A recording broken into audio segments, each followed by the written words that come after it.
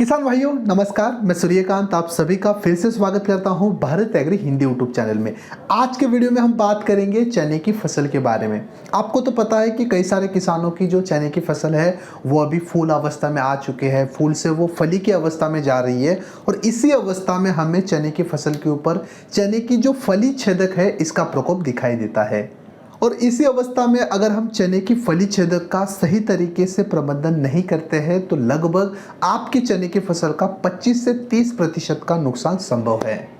इसलिए किसान भाइयों आज के वीडियो का टॉपिक भी हमने लिया है चने की फसल में फली छेदक नियंत्रण। अगर आपके पास भी चने की फसल है और आपके चने की फसल में भी फली छेदक का अटैक हुआ है और आप भी चाहते हैं कि उसका प्रबंधन करें तो ये वाला वीडियो अंत तक देखें और वीडियो के आखिर में आपके सुझाव हमें कमेंट्स बॉक्स में नीचे बताना ना भूलें। चलिए आज के वीडियो के लिए शुरू करते हैं। चने की फसल भारत की एक सबसे महत्वपूर्ण दलहनी फसल है। चने का अगर ज़्यादातर उपयोग देखें तो वो दाल के रूप में होता है, लेकिन उसकी जो हरी पत्तियां है उसका भी उपयोग कई सारे किसान सब्जी के रूप में करते हैं। अगर हम काबुली चने की बात करें तो ज़्यादातर मवेशी के लिए वो एक उत्कृष्ट चारा के रूप में उपलब्ध होती है।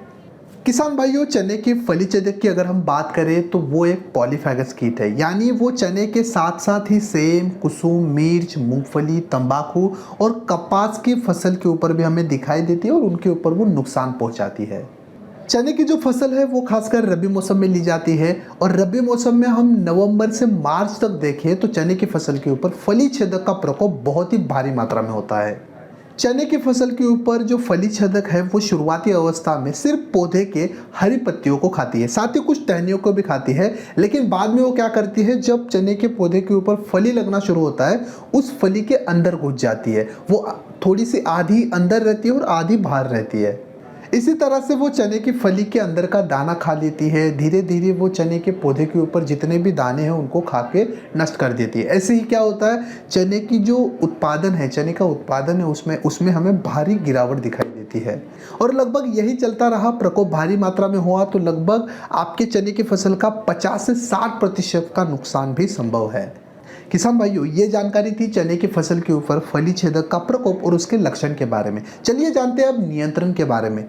शुरुआती अवस्था में हमें क्या करना है, जिसे हम निवारक उपाय बोलते हैं, नीम ऑयल 2 ml प्रति लीटर पानी में मिलाकर अपनी चने की फसल के ऊपर 1 से 2 छिड़काव करने हैं।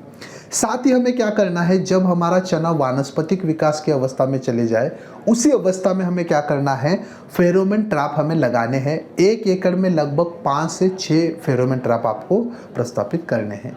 किसान भाइयों ये 2 चीज़ें करने के बाद भी अगर आपको सही तरीके से रिजल्ट नहीं मिलते हैं, प्रकोप भारी मात्रा में और बढ़ जाता है, तब आपको क्या करना है, कीटनाशी का इस्तेमाल करना है। मैं आपको मार्केट के टॉप 3 कीटनाशी बताऊंगा जो चने की फसल के ऊपर फली छेदक के लिए कारगर साबित हुई है।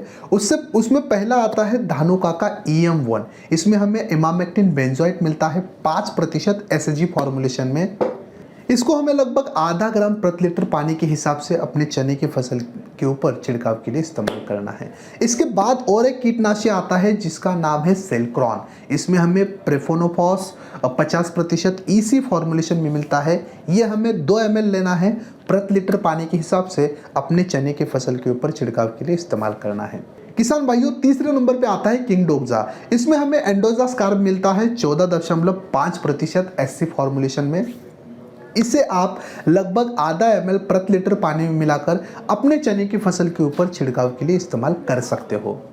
इस तरह से किसान भाइयों मैंने जैसे बताया उस तरह से अगर आप चने की फसल में व्यवस्थापन मैनेजमेंट करते हो, चने की फली छेदक का नियंत्रण करते हो, तो मैं आपको गारंटी देता हूं कि काफ़ी कम पैसे में आपको बहुत ही अच्छे रिजल्ट मिलने वाले।